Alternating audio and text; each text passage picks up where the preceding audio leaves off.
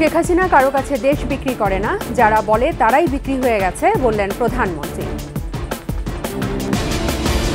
ভারতের সঙ্গে চুক্তি অসম বলছে বিএনপি, দেশের স্বার্থের কথা বিএনপির মুখে মানায় না মন্তব্য আওয়ামী লীগের। সিলেটে এখনো পানিবন্দী ৮ লাখ মানুষ, সুনামগঞ্জে বিধ্বস্ত ২.৫ কিলোমিটার সড়ক, ত্রাণ না পাওয়ার অভিযোগ। পদ্মা সেতু নির্মাণে ১৫০০ কোটি টাকা সাশ্রয়, ২ বছরের টোল আদায় ১৬৫০ কোটি টাকা। এবং ছন্নছাড়া ব্যাটিংয়ে হারল বাংলাদেশ, বিশ্বকাপের সেমিফাইনালে আফগানরা।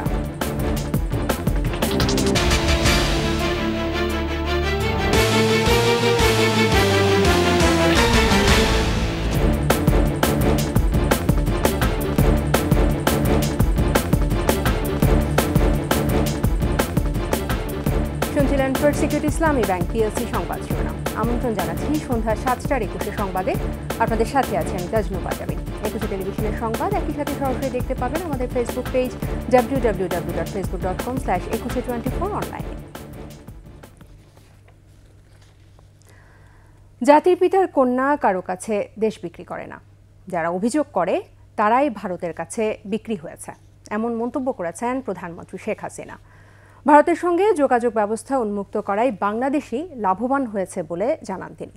বঙ্গবন্ধু কন্যা কাউকে ঈর্ষা করে না উল্লেখ করে ডক্টর ইউনূসকে মুখোমুখি হবার আহ্বান জানান তিনি। আর বিস্তারিত জানাচ্ছেন আকবর হোসেন সুমন। বিজেপি নেতৃত্বাধীন জোট টানা তৃতীয়বারের মতো সরকার গঠন করার পর ভারতে কোনো সরকার প্রধান হিসেবে প্রথম দ্বিপক্ষীয় সফর করেন প্রধানমন্ত্রী শেখ হাসিনা। এই সফরে দুই প্রতিবেশী দেশের মধ্যে ক্রমবর্ধমান সম্পর্ককে আরও সুসংহত করতে ৭টি নতুন এবং ৩টি নবায়ন সহ ১০টি সমঝোতা স্মারক স্বাক্ষর হয়েছে। নয়াদিল্লি সফর নিয়েই গণভবনে প্রধানমন্ত্রীর এই সংবাদ সম্মেলন। মিত্র শক্তি হিসেবে ভারতের সঙ্গে বাংলাদেশের স্বার্থে যোগাযোগ ব্যবস্থা উন্মুক্তকরণ সংক্রান্ত চুক্তি নিয়ে সমালোচনাকারীদের কড়া জবাব দেন প্রধানমন্ত্রী। আমরা তো দেখেছি যখন মিলিটারি ডিক্টেটরে এসেছে জিয়া, এরশাদ, খালেদা জিয়া উপর দিয়ে ভারত বিরোধী কথা বলেছে আর ভারতে যেয়ে তাদের পা ধরে বসে থেকেছে। এই সার্বভৌমত্ব রক্ষা এবং সক্রিয়তা বজায় রেখেই আমরা বন্ধুত্বপূর্ণ সম্পর্ক রেখেই কাজ করছি। আজকে এই যে আমরা সমস্ত যোগাযোগ ব্যবস্থা খুলে দিলাম, তাদের সবথেকে বেশি লাভবান তো আমাদের দেশের মানুষ। যেখানে বিক্রি আমরা করি না, যারা কথা বলে তারা বাঁচার জন্য অথবা ওই ইউজ মি মানে ব্যবহার করুন আমাকে, এই নিয়ে বসেই থাকে। এটা হলো বাস্তবতা। শেখ হাসিনা এই দেশকে বিক্রি করে না। গ্রামীণ ব্যাংক ও ডক্টর ইউনূস প্রসঙ্গে কর ফাঁকির মামলা নিয়ে অবস্থান পরিষ্কার করেন প্রধানমন্ত্রী। লেবাররা লেবার কোর্টে মামলা করছে, সেই মামলায় সে শাস্তি পেয়েছে, এখানে আমার কি দোষ? বরং আজকে তিনি যে উঠেছেন সেখানে সবথেকে বেশি সহযোগিতা তো আমি করেছিলাম, কারণ আমি ভাবতাম যে এটা বোধহয় খুব ভালো, মানুষের খুব দারিদ্র্যমুক্ত করে। কিন্তু ধীরে ধীরে পরবর্তীতে আমরা দেখলাম যে এটা দারিদ্র্যমুক্ত না, এটা দারিদ্র্য লালন পালন করে। সরকারের সমালোচনায় মুখর ডক্টর ইউনূসকে মুখোমুখি হবারও আহ্বান জানান বঙ্গবন্ধু কন্যা। সবথেকে বেশি যে করে তার বিরুদ্ধে এখন উনি গিবাদ গিয়ে বেড়াচ্ছেন। ওনার সঙ্গে ওনাকে আমার জেলাসি করার কী আছে? সে আসুক না, মাঠে আসুক, চলুক আমার সাথে। আমেরিকার ডিবেট হয় না, চলুক না, আসুক, কথা বলবো। শেখ হাসিনা কারোর সাথে জেলাসি করে না। Sheikh Hasina father of the নেশনের মেয়ে, বঙ্গবন্ধু শেখ মুজিবের মেয়ে। অন্তত এই জায়গাটায় কেউ আসতে পারবে না, আর সেটাই আমার গর্ব। তিস্তা প্রকল্প নিয়ে ভারত বাংলাদেশ দুই দেশের প্রস্তাবই বিবেচনার আশ্বাস দেন প্রধানমন্ত্রী। যে প্রস্তাব গ্রহণযোগ্য হবে দেশের কল্যাণে সেই প্রস্তাব নিয়েই এগোবে বাংলাদেশ। আমার কাছে এটাই সবথেকে বেশি গুরুত্ব, যে আমার দেশের মানুষের কল্যাণে, মানুষের উন্নয়নে এবং বিশেষ করে দেশটাকে উন্নয়নে করার জন্য যার সঙ্গে যতটুকু বন্ধুত্ব দরকার আমি সেটা করে যাচ্ছি। অসৎ উপায়ে অর্থ উপার্জন করে দেশ ছেড়ে বিদেশে পালিয়ে যাওয়াদের বিষয়ে ক্ষোভ প্রকাশ করেন প্রধানমন্ত্রী। টাকা পয়সার লোভ এত বেড়ে যায় যে দেশ থুয়ে বিদেশে রাখতে যে তারপরে শেষে দেশ ছেড়েই ভাগতে হয়, যে সেই অর্থ বানিয়ে লাভটা কি হলো? আকবর হোসেন সুমন, ২১ টেলিভিশন, ঢাকা। প্রধানমন্ত্রীর ভারত সফরে হওয়া সকল চুক্তি প্রত্যাখ্যান করেছে বিএনপি। সরকার সবসময় ভারতকে সুবিধা দিলেও নিজেদের ন্যায্য হিস্সা আদায়ে ব্যর্থ বলে মন্তব্য করেছেন দলটির মহাসচিব মির্জা ফখরুল ইসলাম আলমগীর। মোহাম্মদ কবিরের রিপোর্ট। 24 জুন বিএনপি স্থায়ী কমিটির ভার্চুয়াল সভার পর সোমবার দুপুরে আনুষ্ঠানিকভাবে সংবাদ সম্মেলন করেন বিএনপির মহাসচিব মির্জা ফখরুল ইসলাম আলমগীর। বাংলাদেশের স্বার্থবিরোধী হওয়ায় বিএনপি এই চুক্তিগুলি প্রত্যাখ্যান করছে। সংবাদ সম্মেলনে প্রধানমন্ত্রীর ভারত সফরে অনুষ্ঠিত সকল চুক্তিকে অসম ও দেশের স্বার্থবিরোধী বলে মন্তব্য করেন তিনি। কানেক্টিভিটি নামে বাংলাদেশের অভ্যন্তরে ভারতের এক প্রান্ত থেকে আরেক প্রান্ত পর্যন্ত রেল যোগাযোগ, ডাক ও টেলিযোগাযোগের সমঝোতা, কৌশলগত অপারেশনাল খাতে সামরিক শিক্ষা সহযোগিতা, ঔষধ সংক্রান্ত সমঝোতা, বাংলাদেশের জলসীমায় ভারতের অবাধ বিচরণ, ভারতের ইন স্পেস, বাংলাদেশের ডাক ও টেলিযোগাযোগ মন্ত্রণালয়ের সমঝোতা, রেল মন্ত্রণালয়ের মধ্যে সমঝোতা, সমুদ্র বিষয়ক গবেষণায় দুই দেশের সমঝোতা ইত্যাদি সমঝোতাগুলোতে বাংলাদেশের স্বার্থ ক্ষুণ্ণ হয়েছে। পরক্ষণে আবার বিএনপির ভারত বিরোধী নয় বলেও দাবি করেন মির্জা ফখরুল।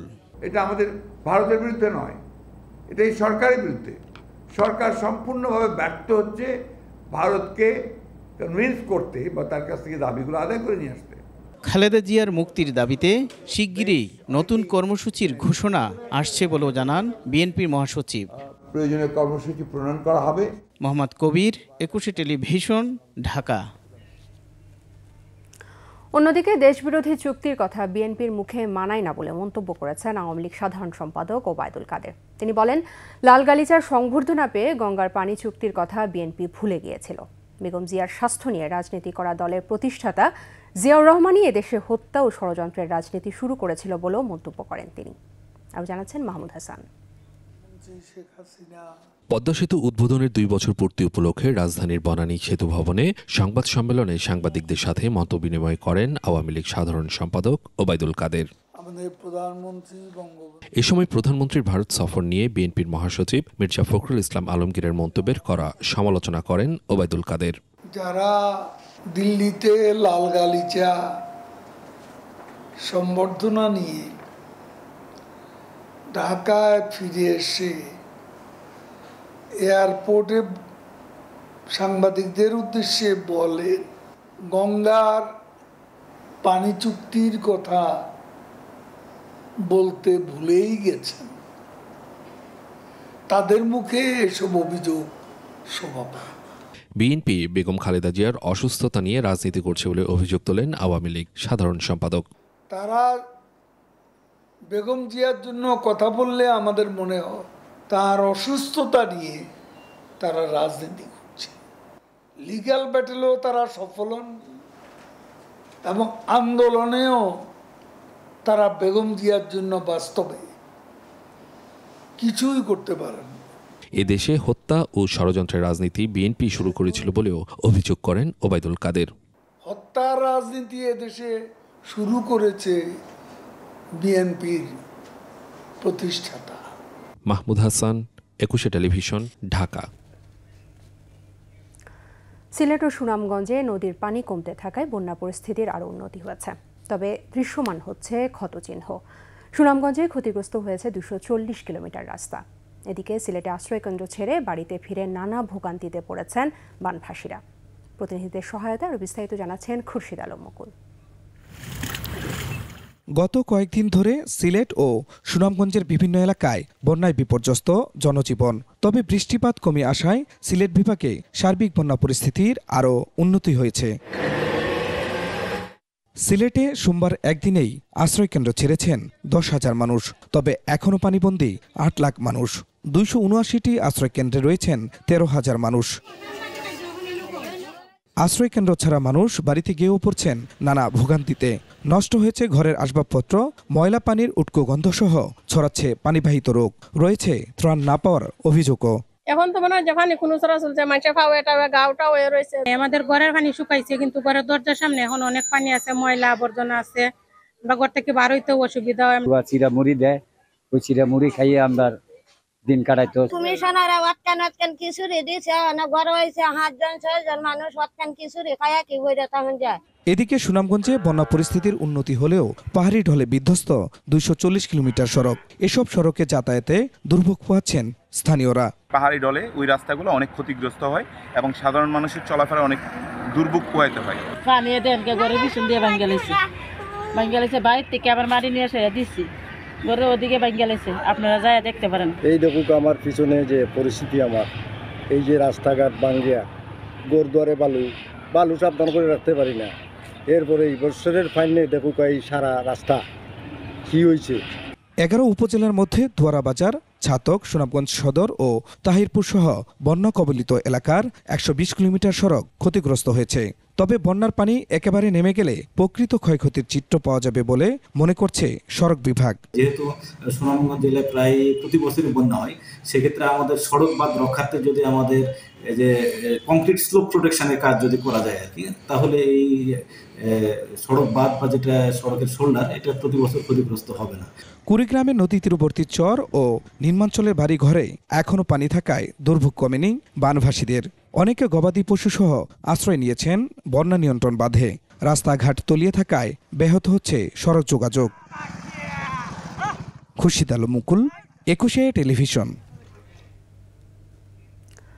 কোটি মানুষের আকাঙ্ক্ষা পূরণের অবকাঠামো পদ্মা সেতু নির্মাণের কারিগরি ও প্রাকৃতিক প্রতিকূলতাকে পেছনে ফেলে 2 বছর আগে এই দিনে খুলেছিল দক্ষিণের দুয়ার। শুধু তাই নয়, আশা জাগানিয়া প্রকল্পটিকে বাস্তব রূপ দিতে বহু ষড়যন্ত্রের নাগপাশ ছিন্ন করতে হয়েছিল।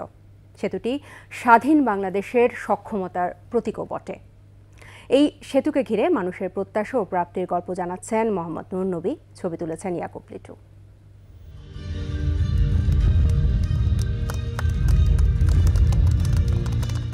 স্বপ্ন এবার হাতের মুঠোয়। সুইচ চেপে পদ্মা সেতুর ফলক উন্মোচন করলেন বঙ্গবন্ধু কন্যা শেখ হাসিনা। 25 জুন 2022। দিনটির এই চিত্র বাঙালির মানসপটে অম্লান হয়ে থাকবে বহুদিন। 6.15 কিলোমিটারের সেতুর চালু বাঙালির মানমর্যাদা পৌঁছে দিয়েছিল অনন্য উচ্চতায়। দীর্ঘ সময়ের অচলায়তন ভেঙে এক সুতায় বেঁধেছিল একটি সেতু। সেই রোমাঞ্চকর গল্প এখনো আলোচিত হয় বয়োবৃদ্ধ সহ সবার মাঝে। আগে কোনোদিন চিন্তা করছি না এত সুযোগ হইব, তো আল্লাহ সুযোগ করে দিছে। আগে লাগলো 3 ঘন্টা, এখন থেকে 5 মিনিট পার হইতে আর তো না, লোক পাইতো না কি করতো, কান্দাকাটি করতো। তাগুলি সুযোগ সুবিধা অনেক বেশি হয়েছে। শুধু যাতায়াতকে সহজ ও নিরাপদ করেছে এজন্য নয়, এ যে অর্থনৈতিক মুক্তির অন্যতম জিয়ানকাঠি। বড় প্রতিবন্ধকতা, যোগাযোগ বিচ্ছিন্নতার অবসান করে সহজ করেছে দক্ষিণ পশ্চিমাঞ্চলের 21 জেলার মানুষের পথ চলাকে। পথ দূরত্বের সময়ের ব্যবধান কমেছে কল্পনাতীত। এখন আমরা পদ্মা সেতু দিয়ে অনেকটা ভালোভাবেই যাচ্ছি। 15 ঘন্টা 16 ঘন্টা লাগবে, এখন তো অল্প যাইতেছে। আমরা এখন যদি ঢাকা যাই দিনের মধ্যে যাইতে পারি। আগে তো খুলনা থেকে যারা যাইতো তারা চিন্তাই করতো না যে কিভাবে যাবো এত দূর, এত ভোগান্তি পার হয়ে। একটি রূপান্তরের মধ্য দিয়ে যাচ্ছে অর্থনৈতিক অগ্রযাত্রার পথ চলা। মানুষ সরাসরি এর সুফল ভোগ করছে। ঠিক এখনই এই সেতুর প্রাপ্তি কিংবা মূল্যায়ন করা ঠিক হবে না মত প্রকল্প সংশ্লিষ্টদের। তবে গেল 2 বছরে কারিগরি দিক দিয়ে সফলভাবে কর্মক্ষমতা দেখিয়ে এসেছে এই সেতু। উল্লেখযোগ্য কোনো আমাদের ইনশাআল্লাহ কোনো ডেভিয়েশন ওরা পাইনি। উই আর হ্যাপি যে আবার আমাদের যেই কাজটা আমরা করেছি মানুষের জন্য সেবা দিতে পারছি। অর্থায়ন নিয়ে মিথ্যা অভিযোগে বিশ্বব্যাংকের ষড়যন্ত্রের নাগপাশ ছিন্ন করে নিজস্ব 30,193.38 কোটি টাকার সেতু বানিয়েছে জাতি। আমরা বলছি যে আসলে সাউথ বেঙ্গল আসলে পুরো দেশটাই তো একটা ইন্টিগ্রেটেড কান্ট্রি। এটার জন্য ধরেন আমাদের বন্দর ঠিকমতো কাজ করছিল না, মানুষের ওখানে কলকারখানা হচ্ছিল, যে উৎপাদনের জন্য যেই জিনিসগুলো দরকার সেগুলো তো এখন আস্তে আস্তে গড়ে উঠতেছে। এটা হয়তো একদিনে পরিবর্তনটা আসবে না। অর্থনৈতিক কর্মকাণ্ডে যে শক্ত ভিত গড়ে দিয়েছে তা ভবিষ্যৎ বাংলাদেশকে এগিয়ে নিয়ে যাবে বহুদূর। কারণ আছে আমাদের ভরসার অবকাঠামো পদ্মা সেতু। এ ব্যাপারে কোনো সন্দেহ নেই, বাংলাদেশের উন্নয়ন সমালোচক, শত্রু, বন্ধুদের প্রত্যাশাকেও ছাড়িয়ে গেছে। বিশেষ করে প্রধানমন্ত্রী শেখ হাসিনার বিচক্ষণ নেতৃত্বে গেল 3 মেয়াদে 1 দশকে তা আরও বেশি মূর্ত হয়ে উঠেছে। স্বাধীনতার পরে যে কয়টি অবকাঠামোগত উন্নয়ন দেশের অর্থনীতিকে শক্ত ভিতের উপর দাঁড় করিয়েছে তাদের মধ্যে অন্যতম হলো এই পদ্মা সেতু। পুরো বাংলাদেশকে একটি উৎপাদনশীলতার বলয়ে নিয়ে এসেছে। এমনকি যেসব অঞ্চলে যোগাযোগ ব্যবস্থা একেবারে অপ্রতুল সেগুলোকেও উৎপাদনশীল করে গড়ে তুলছে। এই পদ্মা সেতু বানানোর সার্থকতা তখনই আসবে যখন এর সুফল পরিপূর্ণভাবে বাংলার মানুষ ঘরে তুলতে পারবে। মোহাম্মদ নুরুন নবী, 21 টেলিভিশন, মাওয়া, মুন্সিগঞ্জ। পদ্মা সেতু নির্মাণে 1500 কোটি টাকা সাশ্রয় হয়েছে বলে জানিয়েছেন সড়ক পরিবহন ও সেতু মন্ত্রী ওবায়দুল কাদের। পদ্মা সেতু উদ্বোধনের পর 2 বছর পূর্তি উপলক্ষে রাজধানীর বনানীর সেতু ভবনে সংবাদ সম্মেলনে ওবায়দুল কাদের বলেন, পদ্মা সেতু উদ্বোধনের পর এই পর্যন্ত 1,27,00,000 যানবাহন পারাপার হয়েছে। এতে মোট টোল আদায় হয়েছে 1648 কোটি টাকার কিছু বেশি। 32,605 কোটি টাকা আমাদের নির্মাণ। এর মধ্যে আমরা 1500 কোটি টাকা আমরা সাশ্রয় করতে পেরেছি। পুলিশের সাবেক মহাপরিদর্শক বেনজির আহমেদের পাসপোর্ট জালিয়াতির অভিযোগ অনুসন্ধানে পাসপোর্ট অধিদপ্তরের 8 কর্মকর্তাকে জিজ্ঞাসাবাদ করেছে দুর্নীতি দমন কমিশন দুদক। 4 জন পরিচালক, 1 জন উপপরিচালক ও 2 জন উপসহকারী পরিচালককে সকাল 11:30টায় জিজ্ঞাসাবাদ শুরু করে দুদকের একটি টিম। প্রায় 4 ঘন্টার জিজ্ঞাসাবাদ শেষে বেরিয়ে যান পাসপোর্ট অধিদপ্তরের কর্মকর্তারা। বেনজিরের বিরুদ্ধে অভিযোগ, সরকারি চাকরি করেও বেসরকারি চাকরিজীবী পরিচয়ে সাধারণ পাসপোর্ট তৈরি করেছেন তিনি। পাসপোর্ট তৈরির ক্ষেত্রেও আশ্রয় নিয়েছেন জালিয়াতির। নবায়নের সময় ধরা পড়লে তা আটকে দেয় পাসপোর্ট অধিদপ্তর। অবৈধ প্রভাব খাটিয়ে পাসপোর্ট অফিসে হাজির না হয়েও বিশেষ সুবিধায় সাধারণ পাসপোর্ট বানিয়ে নেন বেনজির আহমেদ।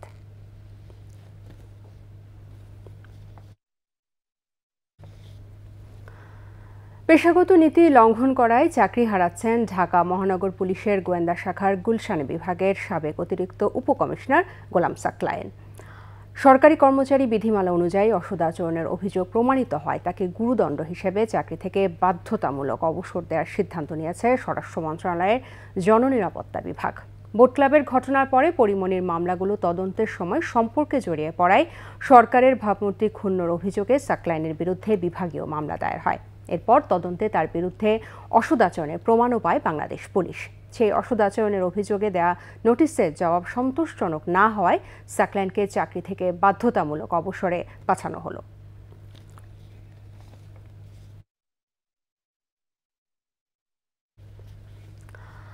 সামাজিক যোগাযোগ মাধ্যমে ছাগল কাণ্ডে বিতর্কিত জাতীয় রাজস্ব বোর্ডের সাবেক সদস্য ডক্টর মতিউর রহমানের সঙ্গে গা ঢাকা দিয়েছেন তার প্রথম স্ত্রী লাইলা কানিজ লাকিও। নরসিংদীর রায়পুরা উপজেলা পরিষদের চেয়ারম্যান লাকির অনুপস্থিতিতে বিড়ম্বনায় সেপা প্রত্যাশীরা। নরসিংদীর প্রতিনিধি মাখন দাসের রিপোর্ট, জানাচ্ছেন রত্না জামান। ঈদের 3 দিন আগে সর্বশেষ রায়পুরা উপজেলা পরিষদের নিজ কার্যালয়ে আসেন চেয়ারম্যান লাইলা কানিজ লাকি। ছুটি শেষে একবারের জন্যও আসেননি। বাড়িতে নেই তিনি, দেখা যাচ্ছে না জনসমক্ষেও। বিড়ম্বনায় উপজেলাবাসী। প্রতিটি ফাইলের এটা উপজেলা চেয়ারম্যান পর্যন্ত গিয়ে পৌঁছে পাস করতে হইলে উপজেলা চেয়ারম্যানের স্বাক্ষর লাগে। এই স্বাক্ষরটা না দিতে পারলে উপজেলার অনেক কাজকর্ম বন্ধ থাকে। কিছু লোকের জমি দেওয়া গেছে নেওয়ার কথা 20 ডিসিম, আর জমি আছে 100 ডিসিম। এই পাশে নেওয়ার কথা, ওই পাশে না নেওয়া, টাকা দিয়ে ওই পাশে দখল করে পুরোটা ব্লক করে নিছে। এখন টাকা দেওয়ার কথা দেওয়া গেছে 1 লোকের 100 টাকা, সে 20 টাকা দিয়ে 10 টাকা দিয়ে এইভাবে দামা চাপা দিয়ে 1 বছরের টাকা 5 বছরে হয়তো কাউকে দিচ্ছে, অনেকের টাকা দেয় নাই। বছর 3 আগে এই ব্যাপারে আমি বিভাগীয় কমিশনারের কাছে, প্রধানমন্ত্রীর কার্যালয়ে এবং দুদকে একটা দরখাস্ত দিয়েছিলাম। এই বিষয়ে কথা বলতে রাজি নন উপজেলা প্রশাসন। লাকির বিরুদ্ধে স্বেচ্ছাচারিতায় দলকে ধ্বংসের মুখে ঠেলে দেওয়ার অভিযোগ আওয়ামী লীগের। সামনে এসেছে তার কক্ষে সাধারণ মানুষকে কখনোই ঢুকতে না দেওয়ার অভিযোগও। এভাবে যে বহিরাগত লোক আইসা হঠাৎ করে এইসব ভালো ভালো সৃষ্ট পদগুলিতে তারা বৈশা প্রশাসনের কাজ করে, আমাদের আদর্শ থাকবে না।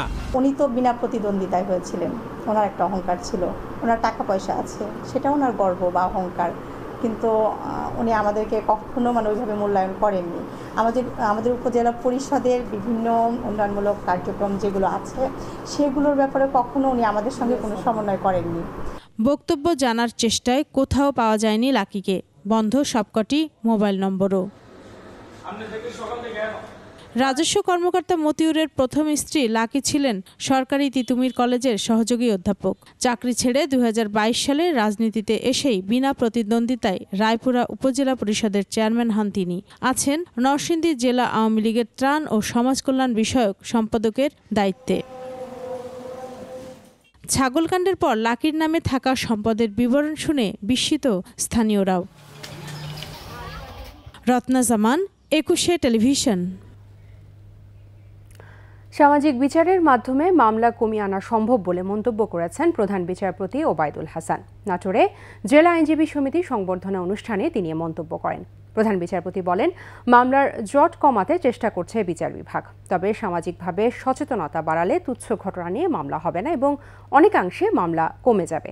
এর আগে নাটোর জেলা ও দায়রা জজ আদালত প্রাঙ্গণে বিচার প্রার্থীদের জন্য নির্মিত বিশ্রামাগার ন্যায়কুঞ্জ উদ্বোধন করেন প্রধান বিচারপতি।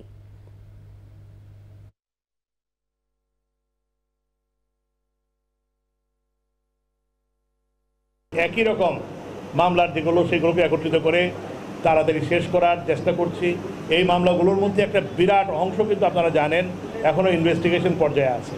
যেগুলো ইনভেস্টিগেশন পর্যায়ে আছে এগুলি এসপি সাহেবের নিয়ন্ত্রণে এখানে স্থানীয়ভাবে, সেগুলি ইনভেস্টিগেশন শেষ না হওয়া পর্যন্ত এগুলি কিন্তু মামলা বলা যাবে না। আমাদের আইনের ভাষায় এটা প্রসিডিংস না। প্রসিডিংস যদি এটা না হয়ে থাকে, এই হিসাবটা আমাদের ঘাড়ে আসছে, এটা ঠিক, কিন্তু তারপরও এই মামলাগুলো শেষ করার জন্য আমরা চেষ্টা করছি। এরই মধ্যে 695টি স্কুলে অষ্টম শ্রেণী পর্যন্ত শিক্ষা চালুর পর আরও প্রস্তুত দেশের 154টি শিক্ষা প্রতিষ্ঠান। ঠিক কবে নাগাদ এটি পরিপূর্ণ চালু করা যাবে তা নিশ্চিত না হলেও আপাতত 3 বছরের লক্ষ্য নিয়ে কাজ করছে প্রাথমিক ও গণশিক্ষা মন্ত্রণালয়। শিক্ষা সপ্তাহ উপলক্ষে সংবাদ সম্মেলনে মন্ত্রণালয়টির সচিব ফরিদ আহমেদ জানিয়েছেন, 3 বছরে অন্তত 1000 স্কুলের অষ্টম শ্রেণী চালুর মতো অবকাঠামো রয়েছে। তবে এটি একটি ধারাবাহিক প্রক্রিয়া। অবকাঠামো, শিক্ষক নিয়োগ ও পদ সৃজনের সাথে সাথে প্রশিক্ষণের কাজ চালিয়ে যেতে হচ্ছে। সংবাদ সম্মেলনে আরও জানানো হয়, এটি মাধ্যমিক ও উচ্চ শিক্ষা বিভাগের সাথে সমন্বয়ের বিষয়। এসব স্কুলে শতভাগ শিক্ষা অবৈতনিক থাকবে বলেও জানান তিনি। এবং এটা করতে হলে আমাদের 3টা বড় চ্যালেঞ্জ আছে। একটা অবকাঠামোগত চ্যালেঞ্জ, একটা শিক্ষকের নিয়োগের চ্যালেঞ্জ, পদ সৃজনের চ্যালেঞ্জ এবং তাদেরকে প্রশিক্ষণ দেওয়ার চ্যালেঞ্জ। কারণ আমরা যে শিক্ষক নিয়োগ করি তাদেরকে আসলে 6, 7, 8-এ পড়ানোর জন্য আমরা প্রশিক্ষণ দিই না, আমরা প্রশিক্ষণ দিই 5ম শ্রেণী পর্যন্ত। তা আমরা এইগুলো নিয়ে কাজ করছি। আমাদের একটা টার্গেট, আমরা ইতিমধ্যে মাঠ পর্যায়ে যে তথ্য উপাত্ত চেয়েছিলাম সেখান থেকে আমরা যে তথ্য উপাত্ত পেয়েছি, এই মুহূর্তে আমরা শিক্ষা মন্ত্রণালয় চাইলে আমরা আরও 154টা স্কুলে আমরা এই মুহূর্তে অষ্টম শ্রেণী চালু করতে পারি। সন্ধ্যার সংবাদে আবারও বিরতি, ফিরে এসে থাকবে। বৈরী আবহাওয়ায় চাঁপাইনবাবগঞ্জে আমের ফলন বিপর্যয়, উৎপাদন লক্ষ্যমাত্রা পূরণ না হওয়ার শঙ্কা। অবশেষে মুক্তি পেলেন উইকিলিক্স প্রতিষ্ঠাতা জুলিয়ান অ্যাসাঞ্জ, ছাড়লেন যুক্তরাজ্য।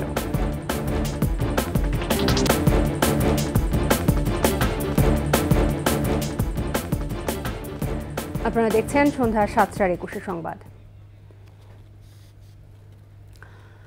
70% আম গাছে মুকুল এলো, বৈরী আবহাওয়ায় মুকুল ঝরে যাওয়ায় এবার আমের রাজধানী চাঁপাইনবাবগঞ্জে ফলন বিপর্যয় ঘটেছে। এতে আম উৎপাদনের লক্ষ্যমাত্রার অর্ধেকও পূরণ হবে না বলে আশঙ্কা করছে কৃষি বিভাগ। চাঁপাইনবাবগঞ্জ প্রতিনিধি আমিনুল ইসলাম তন্ময়ের রিপোর্ট, জানাচ্ছেন রত্না জামান। এই মৌসুমে চাঁপাইনবাবগঞ্জে 21,060 হেক্টর জমিতে 24 লাখ আম গাছে মুকুল এসেছিল 70%। বৈরী আবহাওয়ার কারণে টিকেছে 30%। আমের উচ্চ মূল্যের কারণে বর্তমানে ব্যবসা পরিস্থিতি একটু খুব কম। চাঁপাইনবাবগঞ্জের কনসার্ট আম বাজারের ব্যবসায়ীরা বলছেন, ফলন বিপর্যয়ের কারণে এবার আমের দাম সর্বোচ্চ। মৌসুমের সুমিষ্ট রসালো ফল আম সাধারণ মানুষের ক্রয় ক্ষমতার বাইরে। যাদের আম হয়েছে তারা হাসছে, তার কারণ আম বেচে তারা অনেক টাকা পাচ্ছে। এবার হিমসাগর বেচছি আপনার 5,000 টাকা, 4,500 টাকা মন। গতবার ওই হিমসাগর বেচছি আপনার 1,500 টাকা মন। প্রাকৃতিক কারণে আমের ফলন কম হয়, বাজারে আম কম উঠেছে এবং চাষিরা আমের দাম পাচ্ছে, ব্যবসায়ী খুশি এবং চাষিরাও খুশি। চাঁপাইনবাবগঞ্জ আম উৎপাদক সমবায় সমিতি বলছে, মৌসুমে এখানে প্রতিদিন কোটি টাকার আম বেচা কেনা হলেও কনসার্ট আম বাজারে দৌরাত্ম্য রয়েছে মধ্যস্বত্বভোগীদের। মধ্যস্বত্বভোগী ওরা কিন্তু প্রতি মনে কিন্তু 500 থেকে 1000 টাকা লাভ করে। তো এটা যদি যারা আড়তদার বা হাট ম্যানেজমেন্ট কমিটিটা যদি নিয়ন্ত্রণ করে ফরিয়ারা, তাহলে কিন্তু চাষিরা উপকৃত হবে। চাহিদার তুলনায় বাজারে আম সরবরাহ কম, দাম বেড়েছে তুলনামূলকভাবে অনেক বেশি, বলছেন আম গবেষণা কেন্দ্রের কর্মকর্তা। যে আম প্রায় 50% আম এবার পাওয়া যাবে। তবে আমের দাম এবার অত্যাধিক বেশি হয়েছে, হয়তো এই দিক দিয়ে কৃষকের ক্ষতি কিছুটা হয়তো পুষিয়ে যাবে। কৃষি বিভাগ বলছে এ মৌসুমে 70% গাছে মুকুল এসেছিল। আম উৎপাদনের লক্ষ্যমাত্রা নির্ধারণ করা হয়েছিল 4.5 লাখ টন, যার অর্ধেকও পূরণ হবে না বলে। রত্না জামান, 21 টেলিভিশন। এবার বাণিজ্য সংবাদ।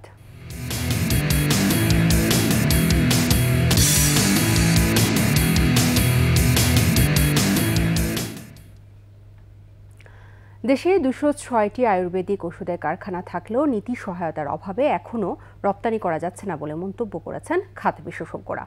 রাজধানীর জাতীয় জাদুঘরের বঙ্গমাতা শেখ ফজিলাতুন্নেসা মুজিব মিলনায়তনে আয়ুর্বেদিক এক্সপো ও জাতীয় সেমিনারে বক্তারা বলেন, এ খাতের 4000-এর বেশি ওষুধ রোগীদের সুস্থ হতে অবদান রাখছে। প্রাকৃতিক হওয়ায় এই ওষুধের তেমন কোনো পার্শ্ব প্রতিক্রিয়া নেই বলেও জানান বক্তারা। আয়ুর্বেদিক মেডিসিন ম্যানুফ্যাকচারার্স অ্যাসোসিয়েশনের সভাপতি ডক্টর হাকিম মোহাম্মদ ইউসুফ হারুন ভূঁইয়ার সভাপতিত্বে খাত বিশেষজ্ঞ সহ নানা শ্রেণী পেশার প্রতিনিধিরা আলোচনায় অংশ নেন। দুদিনের এই এক্সপোতে দেশের বিভিন্ন কোম্পানির ওষুধ প্রদর্শিত হচ্ছে। শেষ করছি সন্ধ্যা 7টার 21 সংবাদ। যাবার আগে ফার্স্ট সিকিউরিটি ইসলামী ব্যাংক পিএলসি সংবাদ শিরোনামগুলো জানাবো আরও একবার। শেখ হাসিনা কারো কাছে দেশ বিক্রি করে না, যারা বলে তারাই বিক্রি হয়ে গেছে বললেন প্রধানমন্ত্রী। ভারতের সঙ্গে চুক্তি অসম বলছে বিএনপি, দেশের স্বার্থের কথা বিএনপির মুখে মানায় না মন্তব্য আওয়ামী লীগের। সিলেটে এখনও পানিবন্দী 8 লাখ মানুষ, সুনামগঞ্জে বিধ্বস্ত 2.5 কিলোমিটার সড়ক, ত্রাণ না পাওয়ার অভিযোগ। পদ্মা সেতু নির্মাণে 1500 কোটি টাকা সাশ্রয়, 2 বছরে টোল আদায় 16.5 কোটি টাকা। ছন্নছাড়া ব্যাটিংয়ে হারল বাংলাদেশ, বিশ্বকাপের সেমিফাইনালে আফগানরা।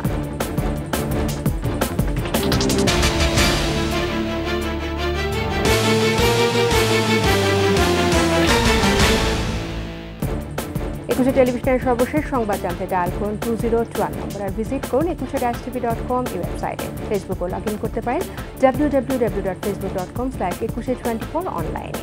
আমাদের পরবর্তী সংবাদ রাত 9টায় দেখার আমন্ত্রণ রইল। সবাইকে ধন্যবাদ।